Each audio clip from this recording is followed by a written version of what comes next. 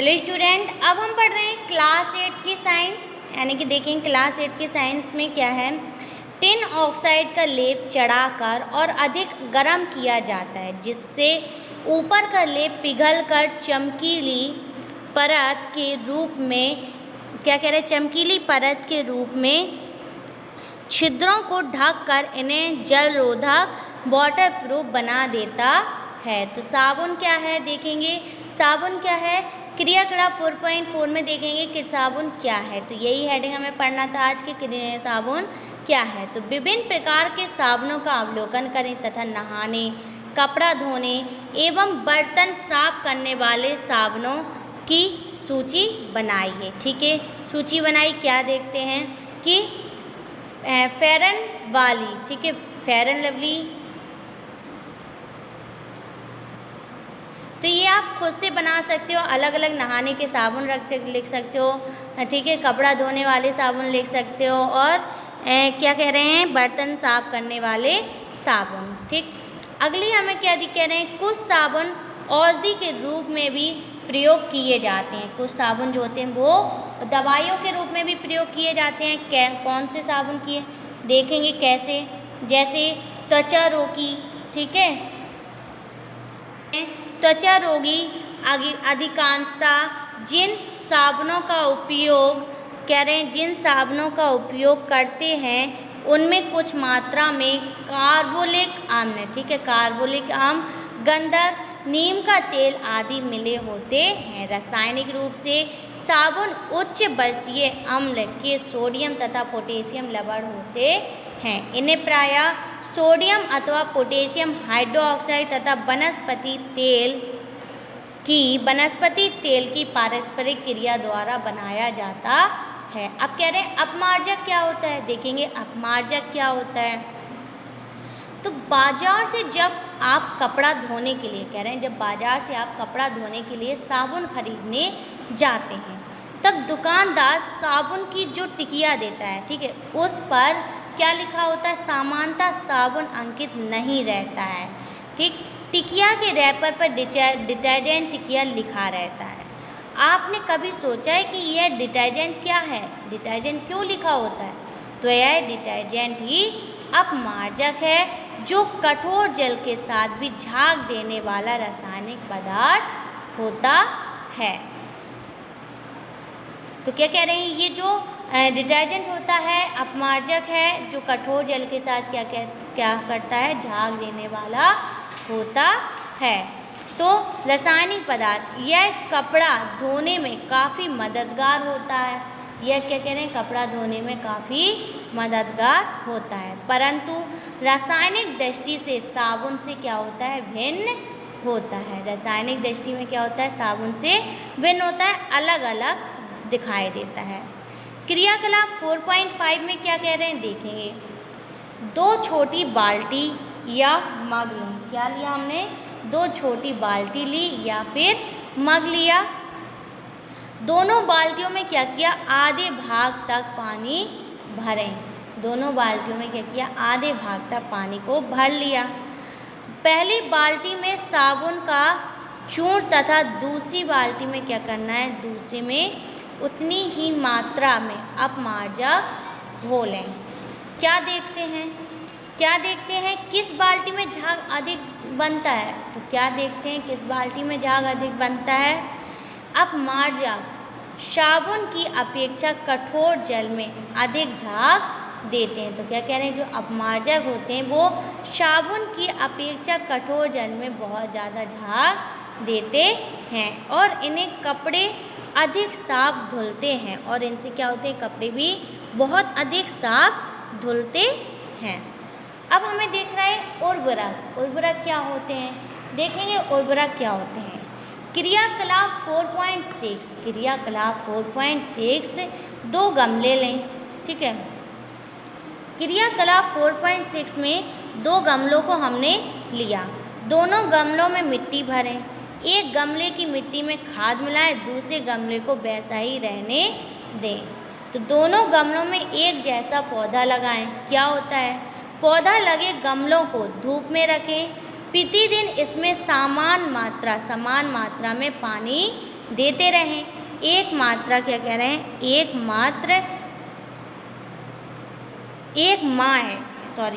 माह बाद क्या कह रहे हैं, दोनों गमलों के पौधों का अवलोकन करें। क्या दिखाई देता है, क्या दिखाई देता है? क्या खाद वाले गमले का पौधा अधिक स्वस्थ एवं बड़ा दिखाई देता है? तो नहीं। क्या कह रहे हैं कि खाद वाले गमले का पौधा अधिक स्वस्थ एवं बड़ा दिखाई देता है। तो ये क्वेश्चन है, तो देखेंगे। पेड़ पौधों की उचित वृद्धि के लिए उचित खाद की आवश्यकता होती है। पेड़ पौधों की वृद्धि के लिए प्रमुख पोषक तत्व जैसे नाइट्रोजन, फास्फोरस तथा पोटेशियम आदि की ज़रूरत होती है। कह रहे इनमें से अधिकांश तत्वों को पौधे मिट्टी से ही प्राप्त करते हैं। एक ही जमीन पर बार बार फसल उगाने से मिट्टी में इन पोषक तत्वों की कमी होती रहती है, जिससे मिट्टी की उर्वरा शक्ति कम हो जाती है। भूमि में आवश्यक तत्वों की तत्काल पूर्ति के लिए विभिन्न रासायनिक खाद उपयोग की जाती है। क्या कह रहे हैं, इन्हें उर्वरक कहते हैं। उर्वरक मानव निर्मित इनका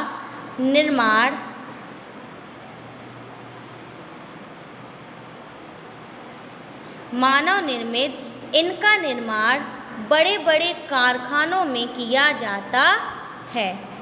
यूरिया, सिंगल सुपर फॉस्फेट, सोरा मिश्रित, NPK, DAP आदि कुछ प्रमुख उर्वरक हैं।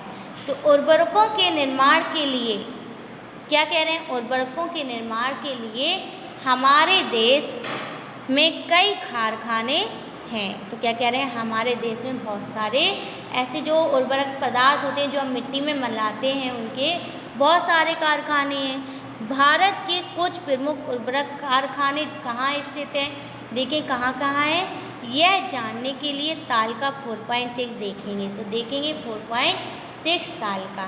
तो इसमें दिया उत्तर प्रदेश में कहाँ कहाँ है, कानपुर, फूलपुर, इलाहाबाद। बिहार में कहाँ है, सिंदरी, ठीक है।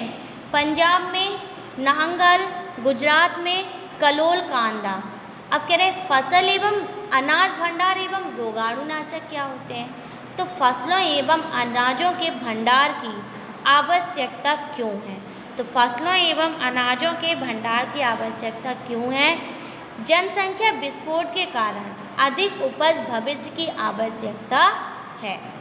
अतः फसल एवं अनाजों का भंडार भी क्या है, आवश्यक हो गया। क्योंकि आप जानते हो कि जनसंख्या वृद्धि बहुत होती जा रही है, जनसंख्या बढ़ती जा रही है और गेहूं की भी खपत क्या होती जा रही है, बढ़ती जा रही। इसलिए इनको आप क्या कह रहे हैं कि बड़े बड़े भंडारों में स्टोर करके रखना पड़ता है।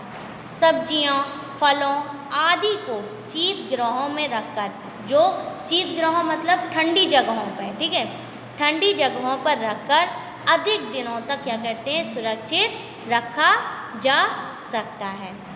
अनाजों को कीटों,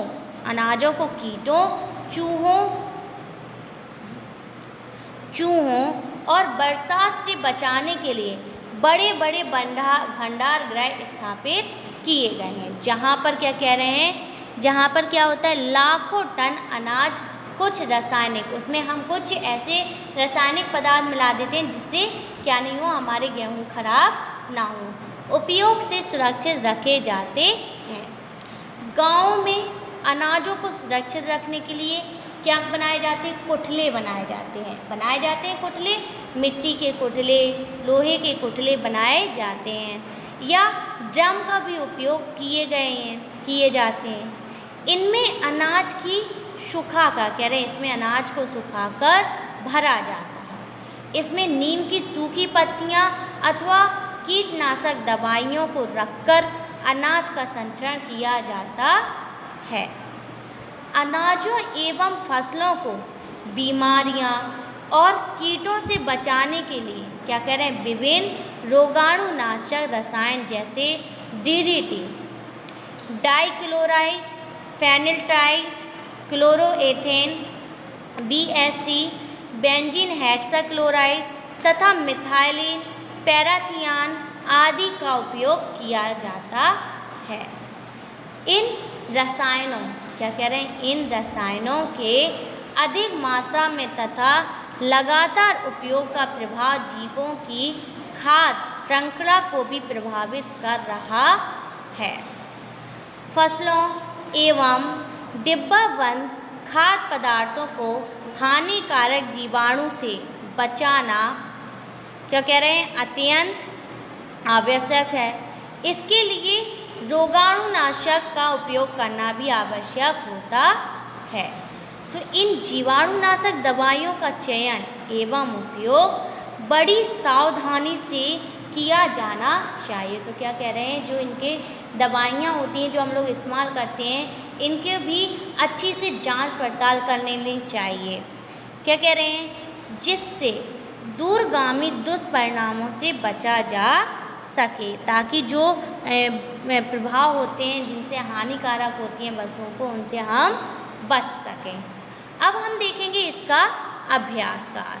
अभ्यासकार में सबसे पहले क्या है, हमारे सही विकल्प के सामने सही का तथा क्या कह रहे हैं, तथा गलत वो सही का चिन्ह अपनी पुस्तिका में लिखिए। तो विकल्प चुनकर लिखना है। पहला क्या दिया है, थर्माकोल का दूसरा नाम क्या है। तो हमने पढ़ा था थर्माकोल का दूसरा नाम है स्टाइरीन। अब क्या कह रहे हैं, पौधों का मुख्य पोषक तत्व क्या है। तो पौधों का मुख्य पोषक तत्व है नाइट्रोजन। क्या है, नाइट्रोजन। फेरिक ऑक्साइड मिलाने से निर्मित कांच होता है। फेरिक ऑक्साइड मिलाने से जो निर्मित कांच होता है वो कैसा होता है, हरा। खिड़कियों में उपयोग किया जाता है। खिड़कियों में क्या उपयोग किया जाता है, साधारण या मृदु कांच का उपयोग किया जाता है। अब हमें दिया है सही कथन के आगे सम्मुख सही तथा गलत कथन के सम्मुख गलत का चिन्ह अपनी उत्तर पुस्तिका में अंकित कीजिए। ठीक, तो क्या दिया है, फोटोक्रोमिक कांच प्राप्त करने के लिए उसमें कुछ सिल्वर आयोडाइड मिलाया जाता है। ये क्या है, हमारा बिल्कुल सही है कि फोटोक्रोमिक कांच को प्राप्त करने के लिए हम कुछ सिल्वर यानी कि चांदी के क्या कर देते हैं, आयोडाइड मिला देते हैं। रेयॉन प्राकृतिक रेशा है, गलत। सीमेंट, साबुन, उर्वरक, प्लास्टिक आदि मानव निर्मित वस्तुएं हैं, ये सही है। एंटीबायोटिक दवाइयों का उपयोग, क्या कह रहे हैं, जो एंटीबायोटिक दवाइयाँ होती हैं इनका उपयोग कीटाणुनाशक के रूप में किया जाता है, ये सही है। अब हमें कुछ फिल इन दी ब्लैंक्स दिए गए हैं। तो क्या दिया है, मेलेमाइन का उपयोग प्लास्टिक के बनाने में किया जाता है। प्लास्टिक के क्या बनाने में किया जाता है, मेलेमाइन का बर्तन बनाने में किया जाता है। सूत, रेशम, ऊन रेशे हैं, काय के रेशे हैं, प्राकृतिक रेशे हैं।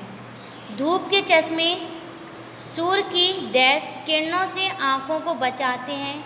कौन सी किरणों से बचाते हैं, पराबैंगनी किरणों से बचाते हैं। सोडियम हाइड्रोक्साइड और वनस्पति तेल की क्रिया से डैश प्राप्त किया जाता है। क्या प्राप्त किया जाता है, साबुन। डैश रेशों से बने कपड़े अधिक टिकाऊ और सस्ते होते हैं। कौन से रेशे के बने कपड़े, संश्लेषित रेशों से बने कपड़े अधिक टिकाऊ और सस्ते होते हैं। अगले हमें दी है मिलान कीजिए। क्या दिया है, मिलान कीजिए। तो मिलान कीजिए, पहला क्या दिया है, मनुष्य अथवा मशीनों द्वारा तैयार की गई वस्तुएं क्या हैं, मानव निर्मित वस्तुएं कहलाती हैं। मकान बनाने में ईंट, सीमेंट, सरिया आदि का प्रयोग किया जाता है। सीमेंट के नए प्लास्टर पर क्या कहते हैं, पानी का छिड़काव अवश्य होता है। ठीक है। कृषि उत्पादन बढ़ाने के लिए क्या करते हैं, कृत्रिम रेशा उर्वरकों का उपयोग किया जाता है। अब कह रहे हैं रेयॉन रेशों को के लिए क्या करते हैं, रेयॉन रेशों के लिए कृत्रिम रेशा भी कहा जाता है। तो ये थी हमारा अभ्यास कार्य।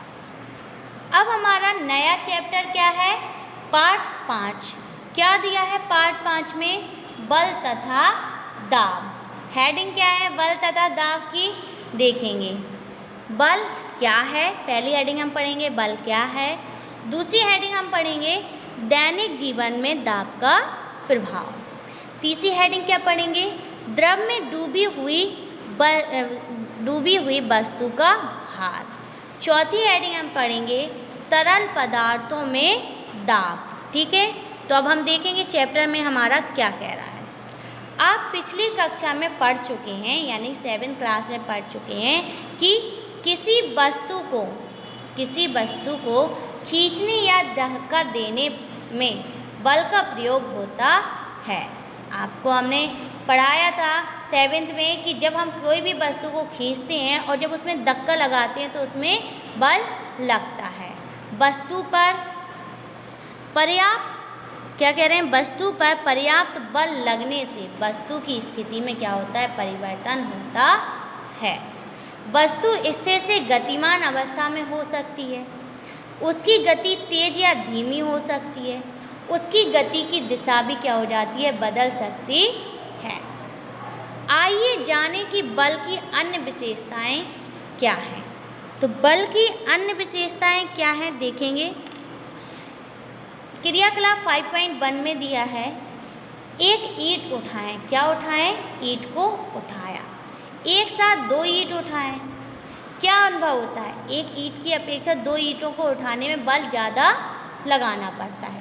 क्या निष्कर्ष निकलता है कि बल में क्या होता है, परिमाण होता है, यानी कि उसमें बल ज़्यादा लग रहा है तो उसमें क्या होता है, परिमाण होता है। क्रियाकलाप 5.2 में क्या कह रहे हैं, मेज पर डस्टर रखें। ठीक है, एक मेज पर हमने डस्टर को रखा। डस्टर को आ से बा की ओर विस्थापित करें। ये दिख रहा है आपको, मेज पर आ बा सा दा, आ से बा की तरफ हम ले गए। ठीक है, बल किस दिशा में लगाया, हमने आ से बा की दिशा में लगाया। पुनः डस्टर को बा से दा की तरफ लगाएं तो की ओर विस्थापित करें। क्या होता है, बल की दिशा में लगाया गया, बा से दल की दिशा में लगाया। इससे क्या निष्कर्ष निकलता है कि बल में भी दिशा होती है, जिस दिशा में हम बल लगाएंगे उसी दिशा में बल लगेगा। तो अब कह रहे हैं बल में परिमाण और दिशा होती है तथा बल का मात्रक क्या होता है, न्यूटन। ठीक है, बल का मात्रक होता है न्यूटन। किसी तल पर लगाने का क्या प्रभाव होता है, क्या कह रहे हैं, किसी तल पर बल लगाने का क्या प्रभाव होता है। आइए करके देखिए कि संपर्क तल के क्षेत्रफल में परिवर्तन से बल के प्रभाव में क्या परिवर्तन होता है। तो क्रियाकलाप 5.3 से हमें बताया जा रहा है कि हमने एक बालू ली। ठीक है, 6 सेंटीमीटर ऊंची तक बालू को लिया, उस पर हमने क्या रखी, एक ईंट को रखा। पहले इसे हमने बालू में खड़े करके रखा, फिर इसके बाद हमने क्या किया, उसको लिटा दिया। क्या दिखाई देता है, जब बालू को हमने खड़े करके ईंट को लिटा कर रखा तो खड़े के अपेक्षा क्या होने लगा, ईंट अधिक धंस गई। लिटा के रखा तो वो कम धंसी बालू में, लेकिन जब खड़े रखी थी तो वो ज़्यादा धंस गई थी। ईंट की प्रथम अवस्था में बालू से ईंट को संपर्क तल का क्षेत्रफल कम होने के कारण भार बल अधिक होता है, यानी कि एरिया को हमने क्या किया दिया, क्षेत्रफल को घटा दिया तो उसमें बल ज़्यादा लगने लगा। क्षेत्रफल बढ़ा देते हैं तो उसमें बल क्या हो जाता है, कम लगता है। तो क्या कह रहे हैं, अधिक होता है। और दूसरी अवस्था में संपर्क तल अधिक होने के कारण उसी का बल का प्रभाव कम भी हो जाता है। क्षेत्रफल बढ़ा देते हैं तो क्या होता है, उसका प्रभाव, बल का प्रभाव कम होता है। क्या निष्कर्ष निकलता है, निष्कर्ष यह निकलता है कि संपर्क तल का क्षेत्रफल अधिक होने पर बल का प्रभाव क्या हो जाता है, कम हो जाता है। तो समान बल लगाने पर संपर्क तल का क्षेत्रफल कम होने से बल का प्रभाव बढ़ जाता है तथा संपर्क तल का क्षेत्रफल अधिक होने से बल का प्रभाव क्या हो जाता है, घट जाता है। अब है हमारा कि कह रहे हैं कि आइए समझे कि संपर्क के समान क्षेत्रफल पर विभिन्न परिमाण के बल लगाने का प्रभाव क्या होता है। तो ये हम क्रियाकलाप 5.4 में देखेंगे नेक्स्ट वीडियो में।